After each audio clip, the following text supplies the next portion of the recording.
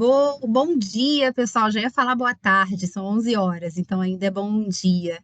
Estamos iniciando a nossa segunda mesa e última mesa da nossa terceira semana da diversidade. E finalmente, né, o eixo raça e etnias é o central do nosso papo. Mas antes de eu apresentar o nosso tema, eu gostaria de deixar aqui a notícia de que nós temos uma grande novidade para compartilhar com toda a organização. Foi aprovado o nosso projeto de mentoria para pessoas negras e indígenas. A gente espera que esse projeto seja parte muito importante da nossa estratégia de diversidade, não somente para o Somos, né, para o nosso programa, mas para a Unimed Rio em geral, pois a gente está vislumbrando auxiliar no combate ao racismo estrutural, na redução de disparidades e no empoderamento e na representatividade dentro da nossa empresa. Então, a partir do ano que vem, nós vamos ter um projeto piloto de mentoria para pessoas negras e indígenas. Piloto porque nós esperamos conseguir juntar lições para deixar esse projeto ainda melhor. Então, nós vamos selecionar 2 mentorandos e 2 mentorados para participar desse projeto, e o eixo de raça e etnias vai estar atuando com a gente na escolha e durante todo esse projeto. Então, já deixo aí essa grande novidade, com muita alegria eu compartilho. Sobre o tema de hoje, pessoal, os desafios no mercado de trabalho para pessoas pretas. Vamos falar sobre microagressões e saúde mental. Bom, você já se sentiu como se estivesse recebendo um insulto sutil e preconceituoso no seu trabalho? Existe uma organização que promove a equidade corporativa no Reino Unido, e essa organização descobriu que 46% dos funcionários negros nas empresas do Reino Unido possuem o desejo de deixar o seu local de trabalho. Qual seria o motivo? Profissionais negros sofrendo microagressões no país com mais frequência do que brancos e asiáticos. Né? Essa pesquisa entrevistou 1.035 pessoas no ano passado. O número ainda é maior quando a gente faz o recorte de gênero. Então, mulheres negras, né? Além dos insultos, 52% das funcionárias negras sentem pressão para provar o progresso em suas carreiras.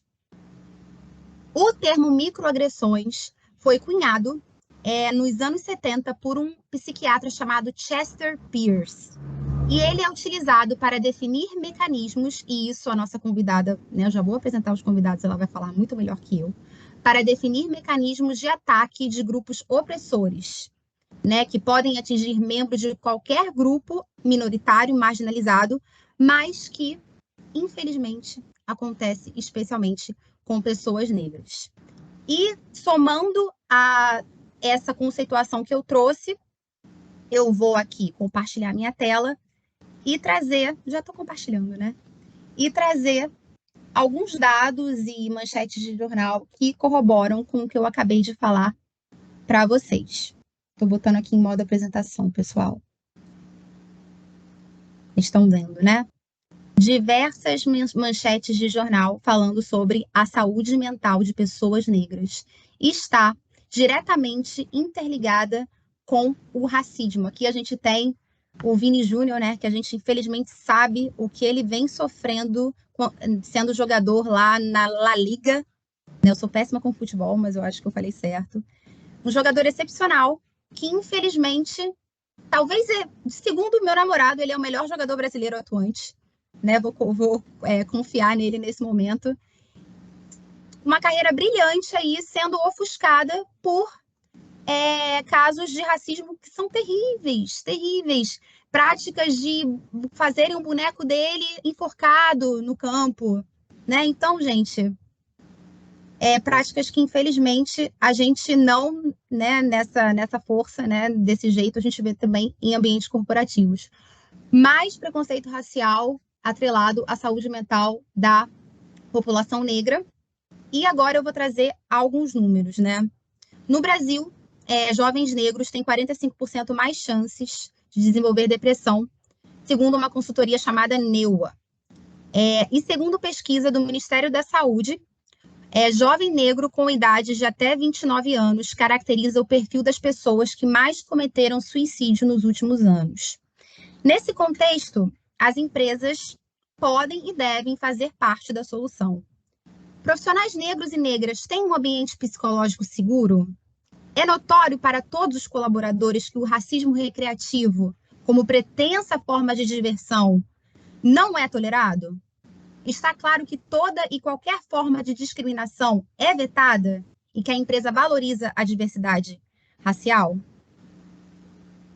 Então, para falar sobre isso, eu trago aqui Ingrid Santos. Ingrid Santos é psicóloga clínica antirracista e afirmativa para LGBTQIAPN+, especialista em terapia cognitivo-comportamental, pela PUC-Rio e pesquisadora de raça, gênero e sexualidade. Junto a ela, nós temos 2 membros do nosso eixo de raça e etnia, Sara Santos, analista de privacidade de dados da Unimed Rio, e a Bruna Ingrid, que vem tendo uma atuação super ativa, né?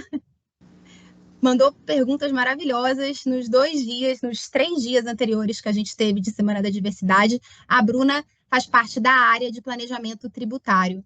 Meninas, eu vou aqui fazer provocações. E, pessoal, quem estiver assistindo, por favor, vocês já sabem, participem ativamente. Ali no cantinho direito da tela de vocês, superior, tem o P e o R. Vou propor aqui algumas questões e, por favor, sintam-se à vontade para compartilhar as respostas, as perspectivas, lembrando que não existe errado, né? Tá todo mundo aqui aprendendo. A primeira pergunta que eu vou fazer é um pouco mais técnica para a Ingrid. Ingrid, eu dei uma resposta ali, né? Conceituei, mas, por favor, o que você puder falar sobre microagressão, o que é uma microagressão? Primeiro, bom dia para todo mundo, ainda bom dia, né? Então, esse conceito de microagressão, basicamente, eu considero que são microviolências, né, que as pessoas sofrem quando estão inseridas em grupos que são marginalizados, discriminados que sejam, né? Basicamente, as microagressões, como você bem pontuou, elas às vezes vêm de forma sutil, né? Quase sempre, meio que como se não tivesse uma intenção ali. Então, ela vem como comentários, perguntas, ações, às vezes, dolorosas para aquela pessoa. Então, basicamente, assim, as microagressões são pequenas violências, né, que nem sempre vêm com a intenção de agredir, mas que são muito naturalizadas na nossa sociedade, dentro dos ambientes de trabalho e coisas assim. Acho que, em resumo, eu descreveria dessa forma. Perfeito. Fora o que eu já demonstrei aqui nos slides, quais seriam os efeitos das microagressões raciais na saúde mental de pessoas negras? E se vocês quiserem compartilhar algum caso que vocês vivenciaram, e as soluções, no caso, né? Se houve alguma solução. As meninas querem falar ou eu posso começar falando aqui? Pode falar, Ingrid. Tá.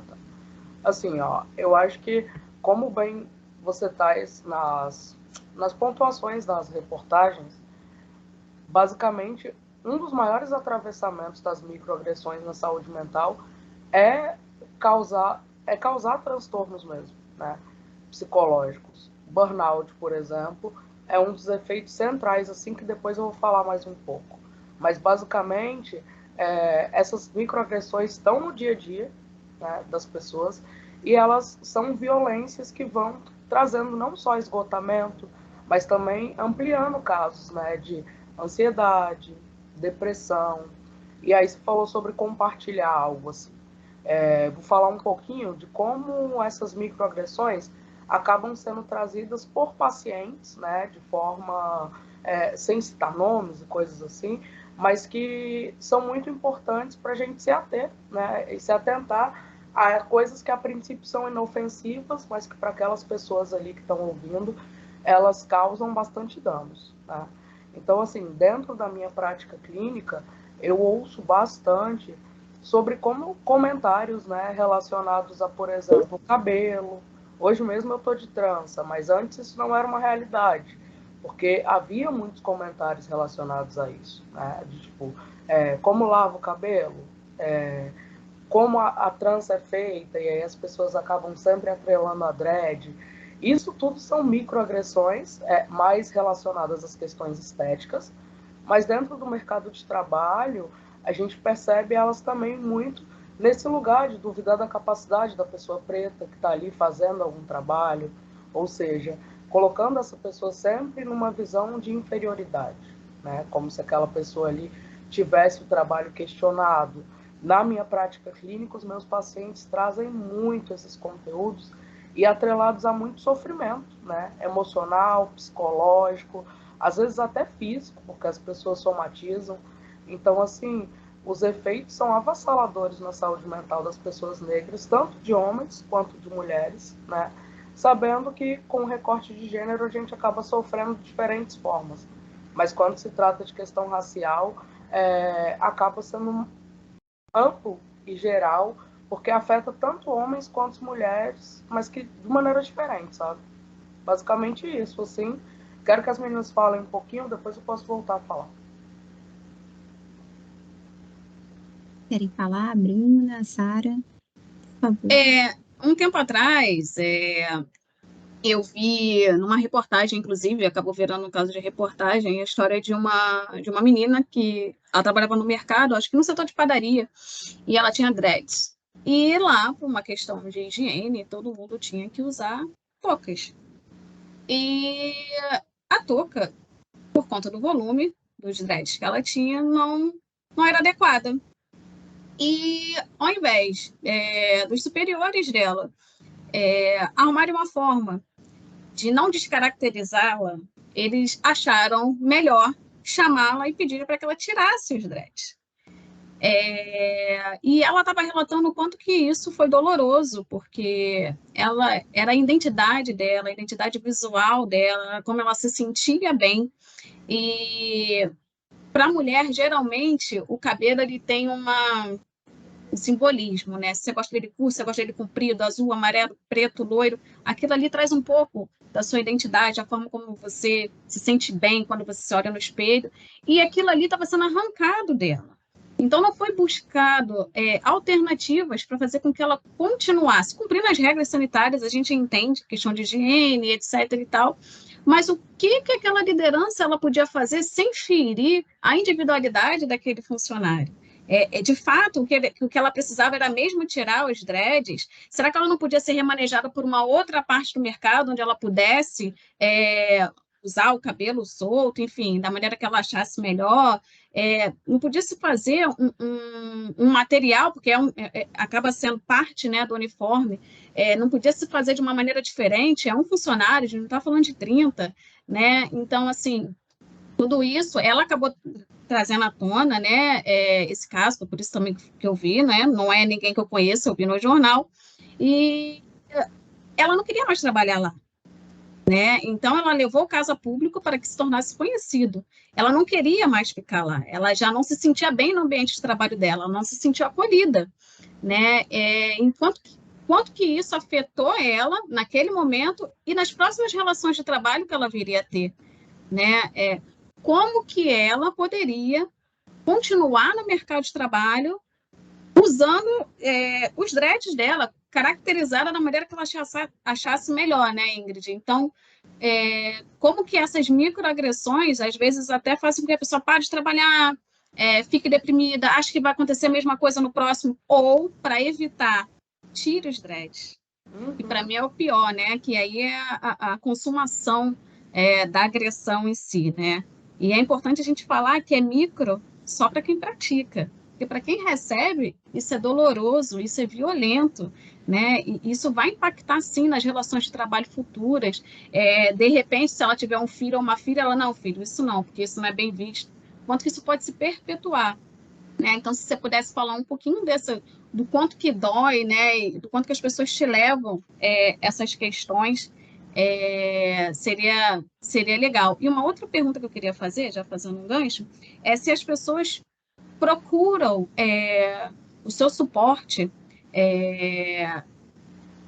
por você ser negra, achando que vai ser mais fácil você entender essa dor, você se colocar naquele lugar, ou se não, nem sempre é assim. Se você puder também falar um pouquinho disso, seria interessante.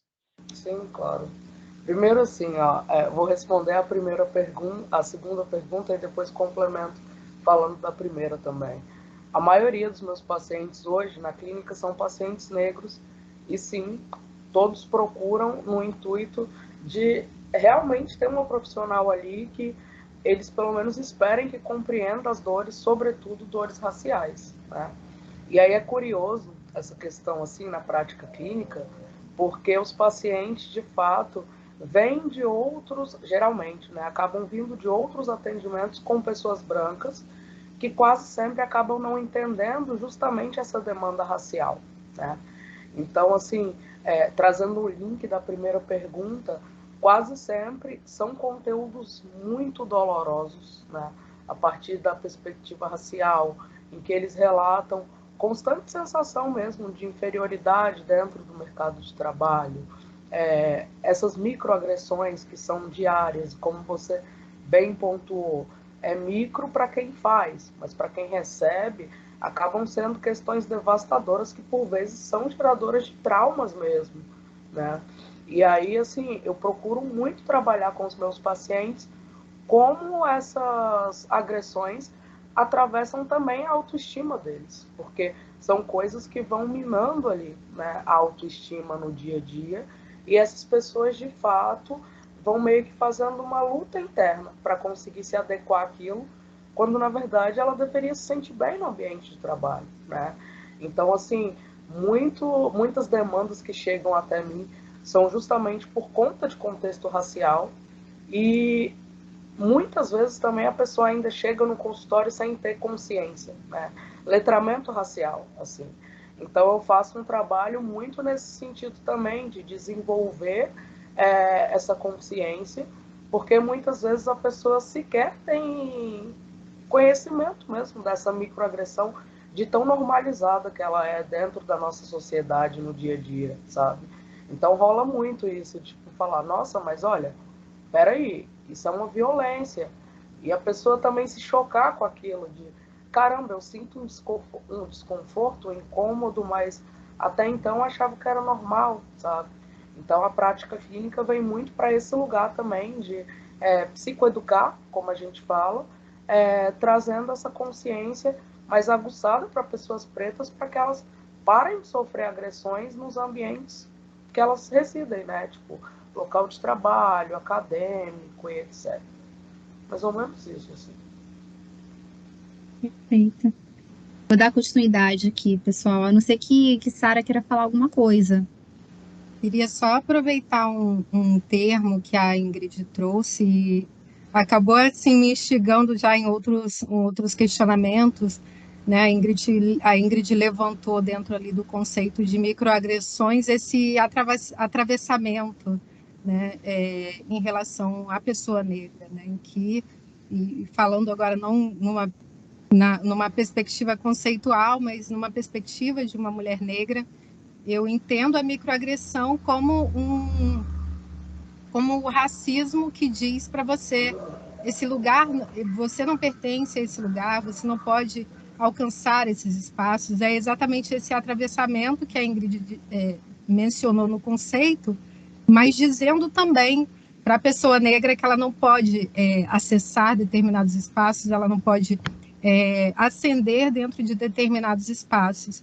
E, de certo modo, isso também reflete no ambiente de trabalho, né? Então, de que forma, e aí se a Ingrid puder contribuir com a gente nesse sentido, de que forma a gente consegue criar um ambiente de trabalho em que não só se perceba a ocorrência de uma microagressão, mas que na ocorrência, por exemplo, de uma expressão, né, que tenha o cunho racista e que ocorre, né, no caso de uma microagressão, como que a gente consegue, como colegas de trabalho, não, a gente já falou da perspectiva da pessoa que passa por essa situação, mas observando, né, ali como um observador dessa situação, como que a gente consegue também contribuir, intervir em momentos em que às vezes não ocorre essa percepção, nem muitas vezes pela pessoa que passou, porque às vezes você não tem tempo de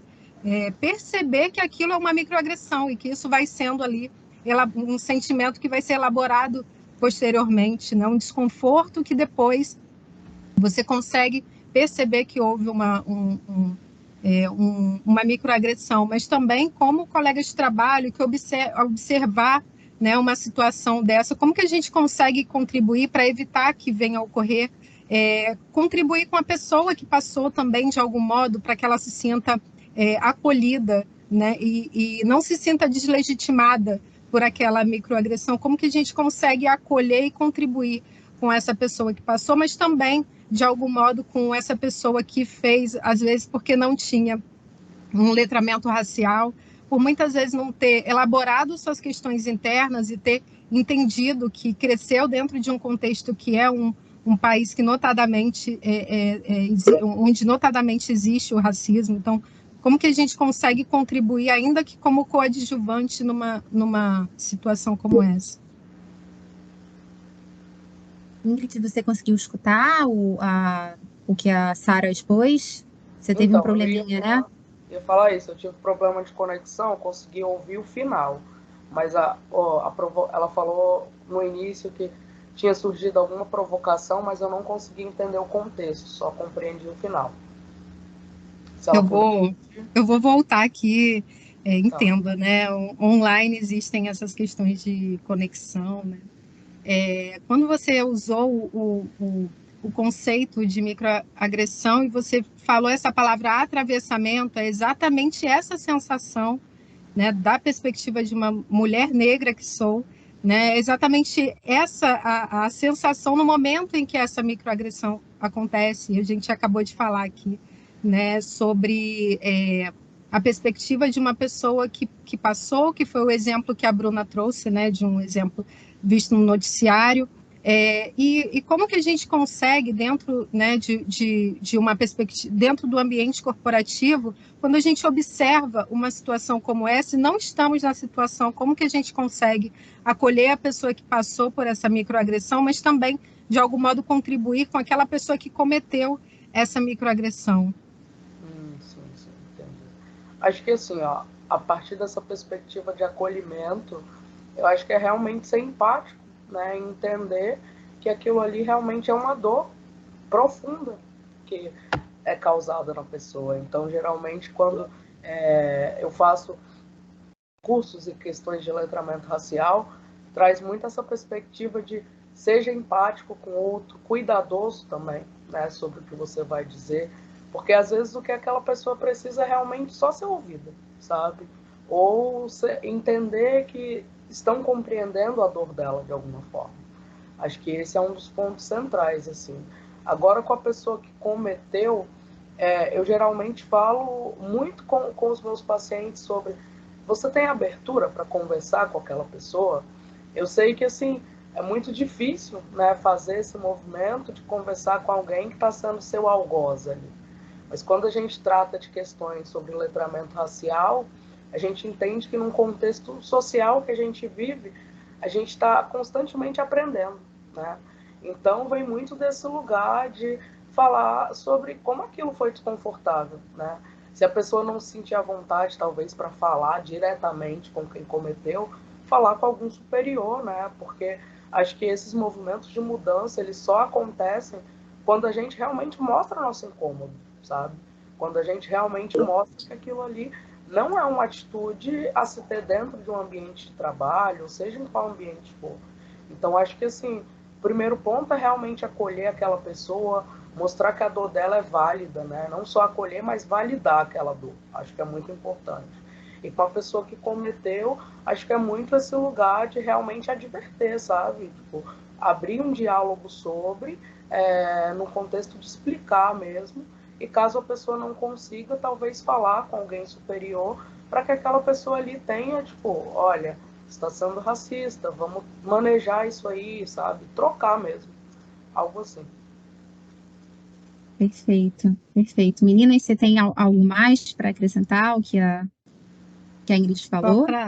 Só para acrescentar, acho que a Bruna também pode até falar a respeito, né, no grupo que a gente tem no Workplace do Comitê de Diversidade, a gente tem sempre feito posts, né, falando a respeito do racismo, a respeito de como que a gente consegue entender essas situações, né, como existem vários aí, vocês podem entrar no grupo, pesquisar a respeito, né? Existem também algumas cartilhas que nós elaboramos e que também, né, podem contribuir, né, até com referências, né, para se aprofundar um pouco mais no tema. Perfeito. Vocês adiantaram muitos assuntos que a gente já ia falar.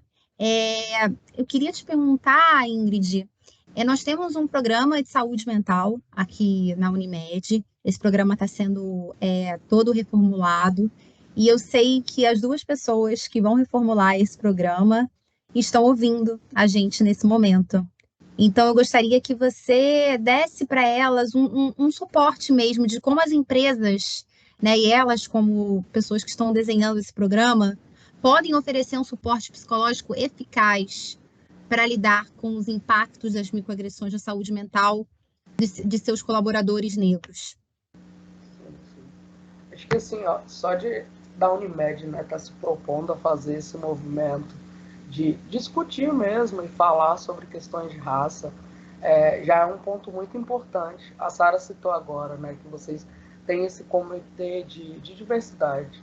E aí acho que esse trabalho exatamente de estar sempre promovendo conscientização constante, através de palestra, né, roda de conversa, troca entre os colaboradores de forma aberta mesmo, imediata, sabe, por um profissional, acho que pode ser super eficaz. Uma coisa que eu sempre bato na tecla, assim, falando com empresas, é sobre a importância de letramento racial dentro do ambiente institucional. Por quê? Isso permite que as pessoas compreendam as questões raciais da base, né? Assim, como começou, ou seja, sua origem, como ela se mantém e exatamente como elas podem manejar e aprender e realmente se tornar um aliado, sabe, dentro das empresas. Então, acho que, assim, além dessas questões de ter ali sempre informações constantes, as pessoas ao redor também, né? Então, contratar equipes que são mais diversas, que tenham mais pessoas pretas, com consciência racial, acho que isso faz total diferença no dia a dia e, ao mesmo tempo, vai realmente ajudando a transformar ali o micro, mas também aumentando, sabe? Então, assim, acho que eu falaria basicamente isso, de que é importante demais, demais, demais esse investimento diário, né? Diário mesmo, em conhecimento de questões raciais, porque elas estão atravessando os funcionários negros diariamente, sabe? Perfeito. Sara, Bruna, vocês têm algo a compartilhar agora? Senão eu já vou emendar. Então, eu queria fazer uma pergunta sobre resistência a você confessar, né, que está sofrendo uma microagressão. Ou algumas pessoas, às vezes, que não têm um letramento, e também não são racializados. A gente vive num país que muitas pessoas que são negras falam que são pardas. Eu queria, infelizmente, né, e a gente, né, a gente funciona sobre a autodeclaração, né? A gente só pode agir quando a pessoa se autodeclara negra, né? Eu, trabalhando em programas de diversidade, a gente sempre tem essa regra, né? Não podemos agir, não podemos chamar uma pessoa para participar de algo se ela não se autodeclara negra. Porque, infelizmente, a pessoa pode achar que a gente está diminuindo ela por considerá-la negra. Então, eu queria que você desse, né, alguma perspectiva de como a gente pode lidar com uma pessoa que sofre microagressão. Por exemplo, ela tem aquele apelido no trabalho que você sabe que é por conta da raça dela, que você percebe que as pessoas a chamam para diminuí-la, e ela tá levando numa boa, né? Eu queria a tua perspectiva em relação a isso, de como lidar como uma pessoa racializada, né? Lidar com a microagressão que outra pessoa sofre e que faz mal a ela, né? Porque ela sabe que aquilo né, tem o escopo de diminuir. Com o teu irmão de cor, sabe? Eu queria que você desse da tua perspectiva sobre isso. Sara e Bruna, por favor, sintam-se à vontade para compartilhar também.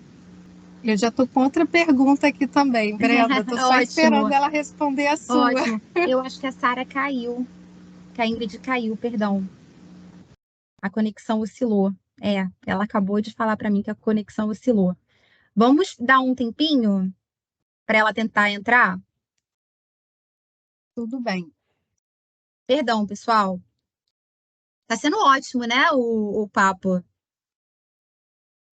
Já estou aqui com várias ideias também, até para contribuir com o programa de saúde mental, que está na mesma equipe que eu atuo. Então, né, vou acionar você, Sara, e você, Bruna, para a gente participar disso. Acho que é essencial a gente ter uma frente para a saúde mental de pessoas negras.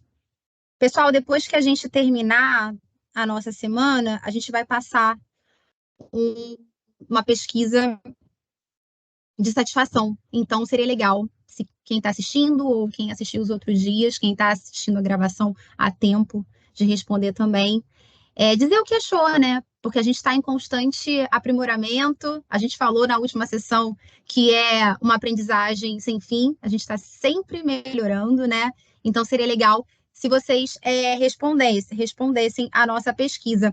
Também aproveito para dizer novamente que nós vamos ter um censo rodando no início de 2024, tá, pessoal? Quem não estava na primeira sessão de hoje, por favor, não vou pedir nada. Vocês não escutaram a gente falando sobre a aprovação do nosso censo. Então, a gente vai pedir para que vocês respondam questões sobre sexualidade, gênero, raça, para que a gente possa colher essas informações e traçar uma estratégia para o Somos para os próximos anos. Lembrando que as respostas são anônimas e vocês podem se sentir totalmente seguros para compartilhar o que vocês acham. Quanto mais transparentes vocês forem, melhor vai ser o programa que a gente vai desenvolver para vocês. A questão que eu tinha proposto era tão legal, né? Gostaria de saber o que ela acha sobre isso, porque tem pessoas que não querem ser acordadas, né? E a gente pode soar até agressivo se a gente falar, olha, isso que estão fazendo com você não é legal. Isso tudo, na minha opinião, quando a pessoa ela resolve, de repente, não se posicionar ou teoricamente para ela é imperceptível, isso tudo também pode vir de um discurso do mimimi, né? As pessoas, elas têm muita dificuldade de... Estávamos conversando sobre isso, né, Sara? Elas têm muita dificuldade de se reconhecerem racistas, né? E aí, a pessoa que sofre o racismo, ela começa a achar que, de fato, é mimimi, né? As pessoas que cometem racismo, elas ficam na defensiva e aí elas diminuem a dor do outro, elas diminuem a importância daquele fato. E a pessoa que sofre aquela agressão, ela começa a pensar, é mesmo, né? Que bobeira, é só um apelido, eu sou uma pessoa adulta, eu não deveria me incomodar com isso. Enfim, ela vai criando uma série de conjecturas que invalida aquela dor e que faz, às vezes, com que ela não se posicione. E aquilo ali entra numa normalidade para ela que dificulta mesmo dela se posicionar. Pô, cara, não me chama assim, não gosto disso, isso é racismo. Enfim, ela não consegue se posicionar porque ela não se vê sofrendo essa microagressão, digamos assim, porque a sociedade faz com que ela pense isso. Então, essa conscientização, né, todo esse trabalho, pelo menos na minha época, não existia isso. As microagressões, elas começam na escola. Se a gente for parar para pensar, né? Então, lá na escola. Né? Eu fui chamada na escola de criatura marrom, por uma amiga, uma colega branca. O apelido não pegou, mas ela me chamava de criatura marrom. Ela me chamava de criatura marrom. E só depois de muito... E eu ria. E só depois de muito tempo, né, que eu fui falar assim, caraca, lembra daquilo que a Kelly me chamava? Era a Kelly o nome dela. Não faz sentido, eu ri daquilo, isso não era uma piada, isso era uma ofensa. Mas talvez a Kelly, menina branca, ela também tenha recebido isso, esse tipo de educação.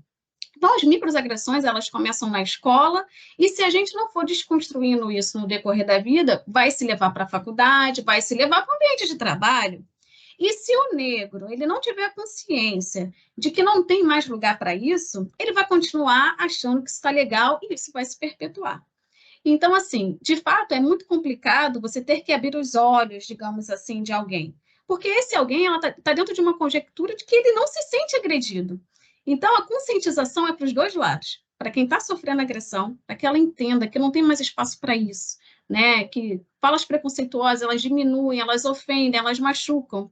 E parece que não, e talvez a Ingrid poderia falar um pouco mais, lá dentro, no nosso subconsciente, psicologicamente, a gente vai se invalidando e a gente vai aceitando aquilo como uma verdade, né?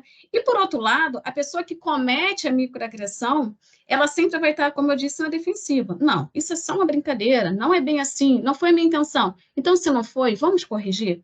Porque se a pessoa abrir os olhos, como a Brenda colocou aqui, e ela tiver abertura para falar com o microagressor e falar, olha, para mim chega, essa pessoa precisa entender isso. E não invalidar a dor da pessoa que foi ofendida, né? Então, assim, a gente tem esses dois contextos. É abrir o olho para quem está sofrendo, na minha opinião, para quem está sofrendo a microagressão, que às vezes ele não se percebe, e também, obviamente, para o microagressor, que também, às vezes, ele não se percebe cometendo o racismo, porque, de fato, é muito difícil você se ver com uma característica tão ruim. Não, de fato, eu sou racista. Mas o que você pode fazer para isso? Inclusive, o nosso eixo, né, Sara, como a Sara bem disse, a gente tem feito várias ações junto aí ao comitê para que essas microagressões, elas deixem de existir, pelo menos aqui no nosso universo, né? Ah, mas eu não sabia disso, mas agora você sabe. O comitê está aqui justamente para poder ajudar, né? Para poder fazer essa caminhada. Não é apontar o dedo e dizer você está errado, você é culpado, não. Se você se entender como um microagressor, como um racista estrutural, né? Porque é estrutural da nossa sociedade, tem total apoio, né, e total condições dentro dos conteúdos que a gente tem trazendo para você desconstruir isso. E você também ser um antirracista, né? Porque o antirracista, ele não é só o negro, ele pode ser o branco, ele pode ser a pessoa que vai combater isso. Ah, nem é comigo, mas eu estou vendo que aquela pessoa está sendo microagredida. Pô, vou chamar ela para conversar, porque eu tenho conteúdo, eu sei que aquilo não é legal e tal. Então, o papel do comitê, do nosso eixo especificamente, é justamente trazer à luz, né, essas questões que às vezes passam totalmente invisíveis, né? E aí eu não sei se a Ingrid voltou para a gente poder continuar aqui o papo. Foi muito enriquecedor o que você compartilhou, e eu tenho certeza que a Sara também já sentiu isso na escola. Eu senti na escola aquilo que você... Quando você falou na escola, na hora chegou a estar até um calafrio. Porque são questões que acompanham a gente a vida toda. Né? Por mais que a gente tenha aprendido a se amar, a gente também escute, hoje em dia tem muito mais, né, esse amor e essa valorização da beleza negra e do nosso cabelo crespo, né? Bem ou mal, a gente tem que, né? A gente leva isso para o resto da vida. Exatamente. Ela voltou, pessoal. Ela voltou. Se você puder fazer, Sara, também a sua pergunta, por favor. A minha pergunta, ainda bem que a Ingrid fez essa contribuição, porque é bem nesse sentido, né? Acho que quando a gente passa por uma situação de microagressão, algumas pessoas reagem de uma forma a tentar entender, porque às vezes não é fácil entender que passou por uma situação de racismo no momento, outras pessoas já têm algum posicionamento, mas nunca é algo construtivo, né? Sempre é algo doloroso. Então, eu, pessoalmente, parece que eu rodo um script, quando eu visualizo essa situação, eu rodo um script interno, né? De resgatar as figuras de referência positivas, né, de pessoas negras para blindar exatamente desse sentimento que fica, né? Porque a gente não pode deixar de lembrar que nós vivemos em um país que tem mais o período em que as pessoas negras foram escravizadas foi muito maior do que o período, né, após a abolição, e nós não tivemos nenhum tipo, até poucos anos atrás, talvez 20 anos atrás, nenhum tipo de política pública de reparação, de inclusão nesse sentido, que é o movimento, né, mais recente. Então, por um lado, a pessoa que passou pela microagressão, ela pode ter essas reações, né, como eu mencionei, mas como que a gente consegue, num momento como esse, conscientizar uma pessoa que praticou, né, o racismo, né? Como a Bruna mencionou, é difícil a pessoa reconhecer, né? Então, eu acho que é mais nesse sentido, né? É uma busca que eu sempre tento pensar a respeito sobre como que eu consigo contribuir não só com as pessoas que já estão conscientizadas, mas com aquelas que ainda não estão conscientes, né? Uma das coisas que eu faço é seguir muitos influenciadores negros para me auxiliar a entender, né, essa perspectiva, a olhar sob a perspectiva dessa conscientização mesmo, como que eu posso contribuir com outras pessoas, né? Então, tem algumas referências que eu sigo para que eu possa também aplicar, né, os ensinamentos que eles passam e pensar em passar adiante. Mas também queria perguntar para a Ingrid se ela tem outras ferramentas também para nos ajudar a facilitar essa conscientização também. Obrigada, Sara. Ingrid? Agora estão me vendo. Então, vamos lá. Sim. Eu estava ouvindo a pergunta da Sara. Acho que, assim, vou responder a pergunta da Sara respondendo a sua anterior, que eu também ouvi, mas a conexão caiu e acabei não conseguindo. Mas, assim, pelo que eu tinha entendido, você me perguntou basicamente como pessoas que não têm tanta consciência racial podem começar a criar essa consciência. É isso? Perfeito. Sim.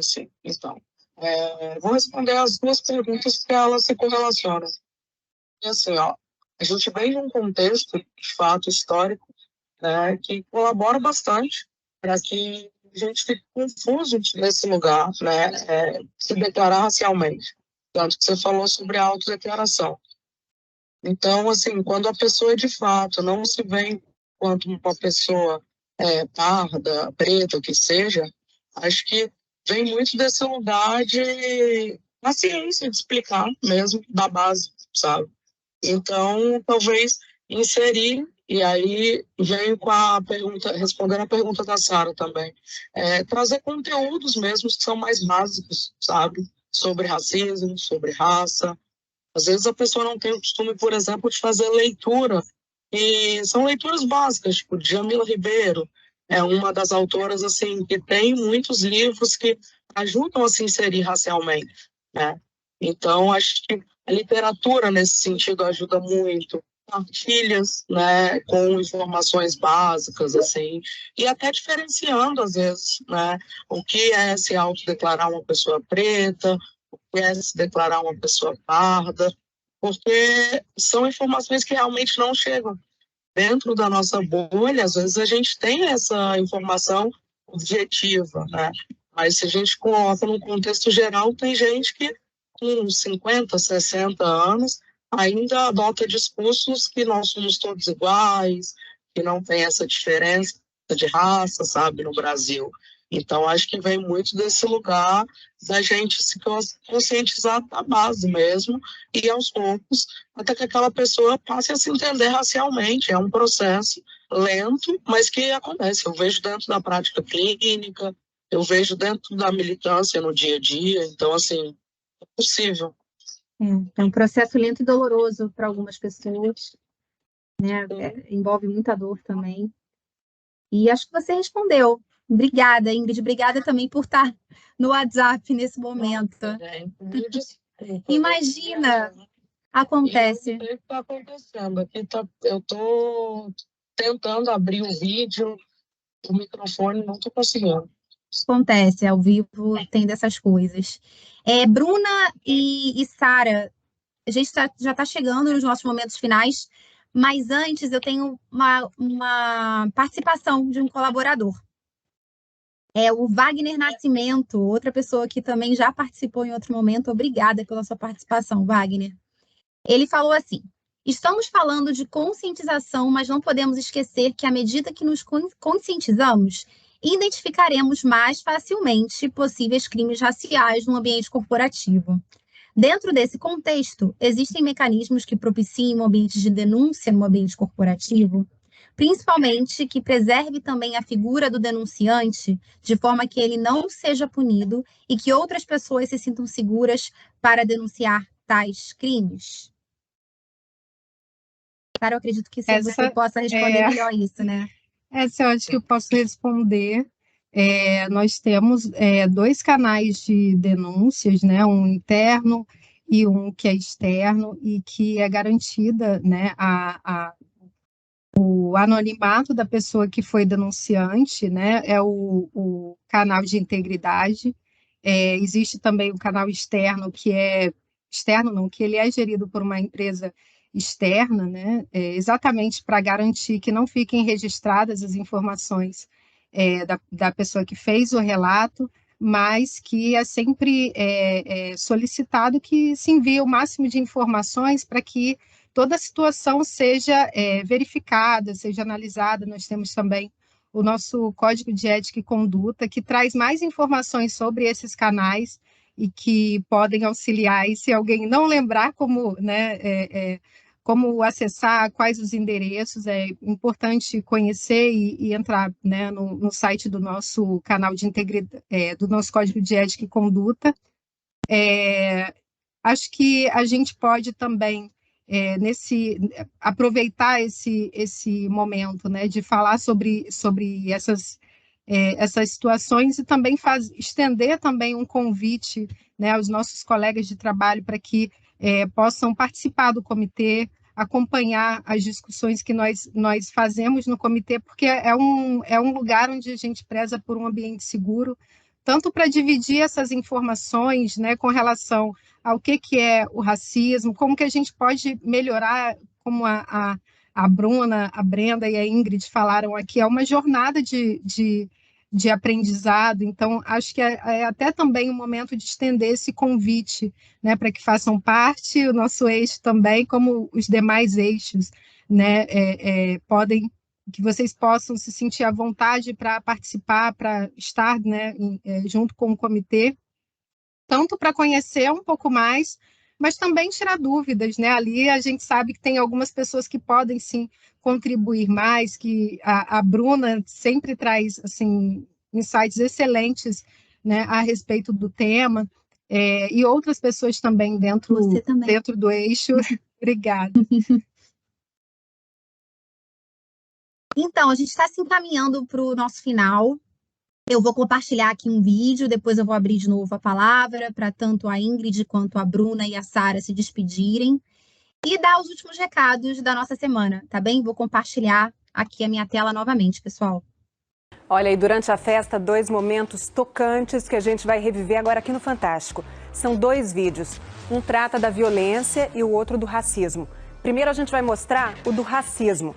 Nossas crianças deram um belo exemplo. Veja só. Convidamos crianças de diferentes idades para uma experiência. Esses meninos e meninas que não são atores terão que fazer uma cena muito comum que acontece no dia a dia de muitos brasileiros. Pode sentar. Tu já fez alguma cena alguma vez na tua vida? Não. Tá, hoje a gente vai fazer uma e bem simples, tá? Essa é a Glau e ela vai contracenar contigo. Você vai ter 2 minutos, você vai tentar decorar o máximo de frases que você conseguir e depois você vai falar olhando para ela, tá bom?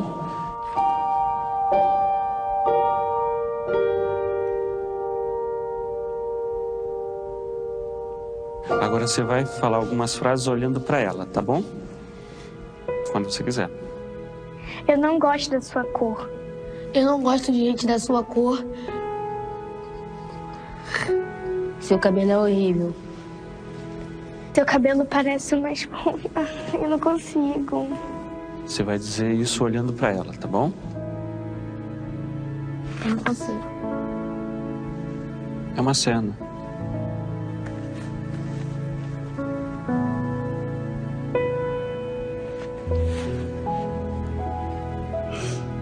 A gente está falando racismo. Quer tentar mais uma vez? Por quê?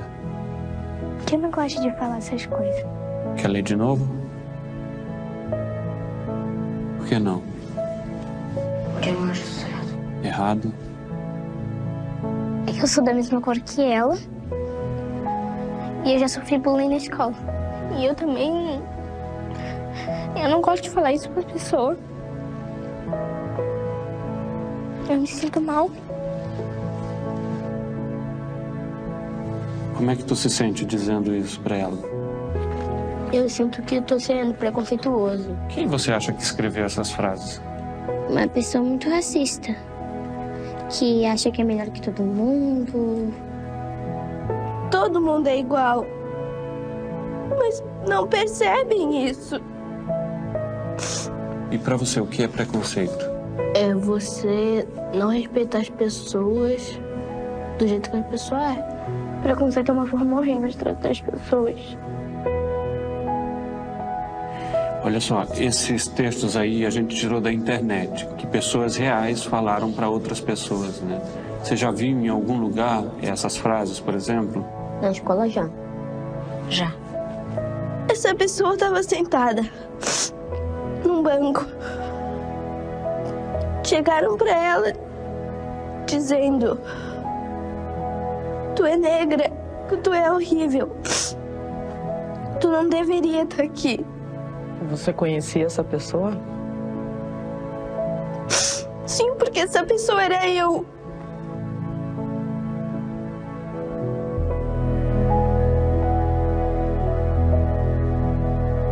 Você acha que seria mais fácil ler esse texto para mim, por exemplo, que sou branco?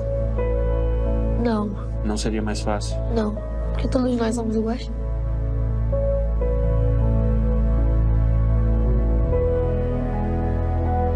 Ninguém nasce racista. Continue criança.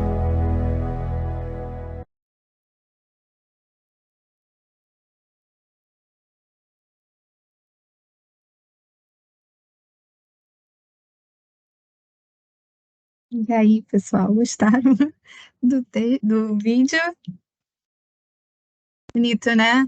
É muito bonito, né? Porque quando a gente fala de criança, que é um símbolo de pureza, né?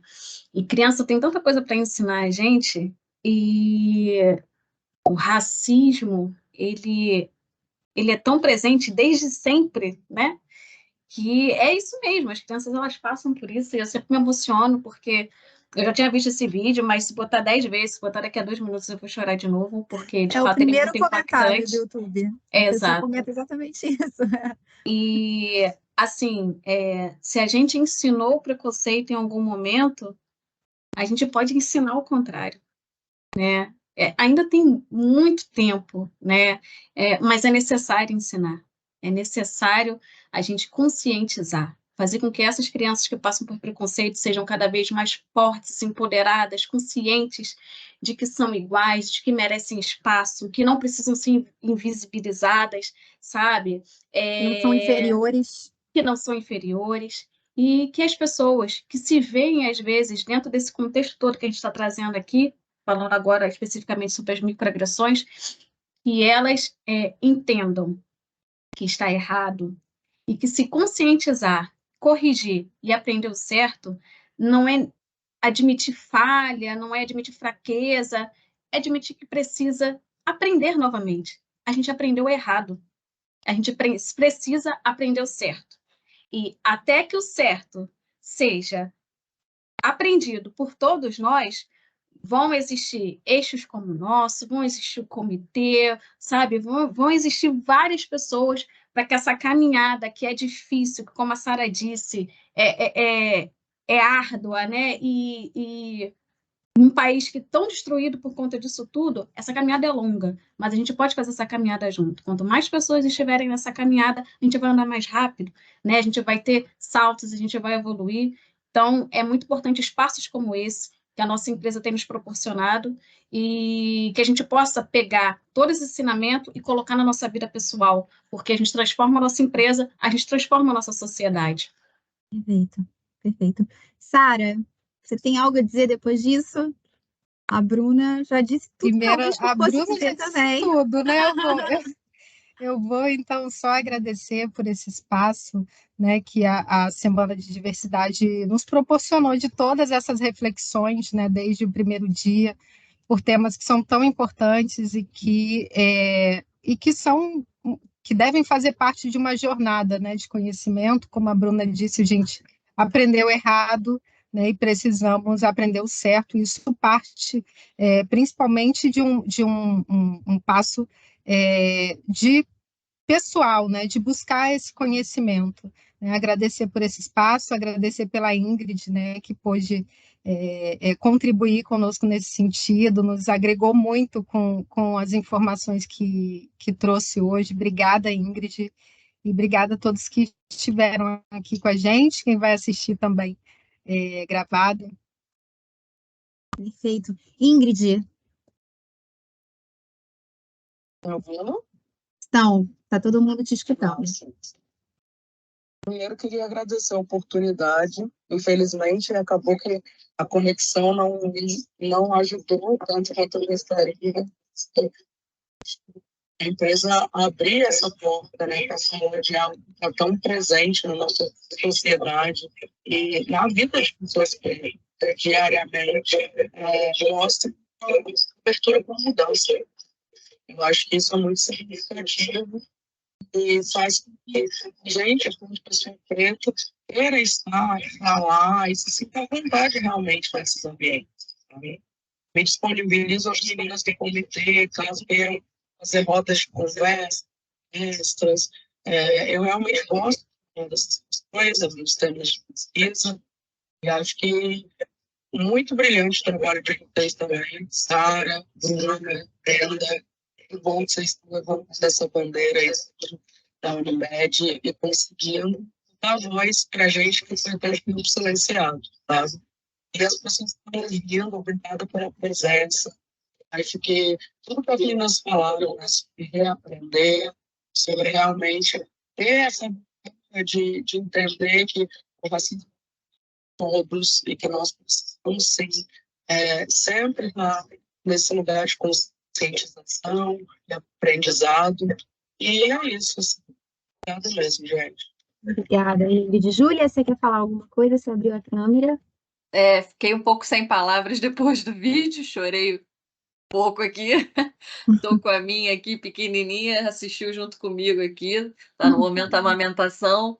Mas agradecer a Ingrid pela participação, em nome da nossa gerente corporativa, Alessandra, que não pôde estar hoje. Ela acompanhou os encontros, mas hoje, infelizmente, as reuniões não permitiram ela estar aqui com a gente. Mas agradeço em nome dela. Ela pediu para mandar esse agradecimento para você. E para as meninas, né? Para a Sara, para a Bruna, Ingrid e para a Brenda, que fazem o negócio acontecer aqui no dia a dia. O nosso comitê aí fazendo aniversário e graças a vocês que ele está de pé e evoluindo, né? Então, vocês e os outros integrantes do grupo. Agradecer pelas palavras de hoje, assim, que com certeza quem está aqui assistindo aprendeu muito, ficou muito feliz e motivado a aprender cada vez mais, né? E agradecer por tudo aí, por todo o trabalho que vocês fazem com a gente, que é essencial. A Brenda foi escolhida aí a dedo para tocar esse comitê, acho que está tocando muito bem, né? Fazendo esse trabalho brilhante aí com vocês e só agradecer mesmo por tudo, tá, meninas? Obrigada aí. Também queria agradecer, aproveitar o espaço, a Ingrid, a Bruna e a Sara. Foi riquíssimo esse momento. Estou muito feliz, estou muito emocionada de estar terminando essa semana, essa primeira semana que eu participo. Também gostaria de agradecer as nossas convidadas dos dias anteriores. Nós falamos aqui sobre decisões do campo profissional e do campo afetivo para mulheres, falamos sobre educação especial inclusiva, falamos sobre o efeito do nome para pessoas trans, falamos mais cedo sobre estratégias de diversidade, foi um papo também muito rico, e agora fechamos com microagressões e saúde mental de pessoas negras. Quem não pôde comparecer nessas rodas, nessas mesas, o conteúdo vai estar no Dom, já temos o conteúdo do primeiro dia lá, então quem quiser assistir, a Alessandra, a Karine e a Angélica falando sobre seus dilemas como mulheres que escolheram estar no mercado de trabalho, vocês estão mais que convidados e façam parte do Somos. E é isso, gente. Vou deixar novamente o desafio final para que cada um de nós escolha uma ação concreta que possa implementar em seu ambiente de influência nos próximos dias. Seja iniciar uma conversa difícil, propor uma prática mais inclusiva em nossas equipes, alertar sobre uma piada que não seja legal com uma pessoa, ou simplesmente praticar a empatia diária. Cada passo é crucial. E é isso, pessoal. Muito obrigada. Bom final de semana. Beijo no coração de todo mundo. Tchauzinho, gente.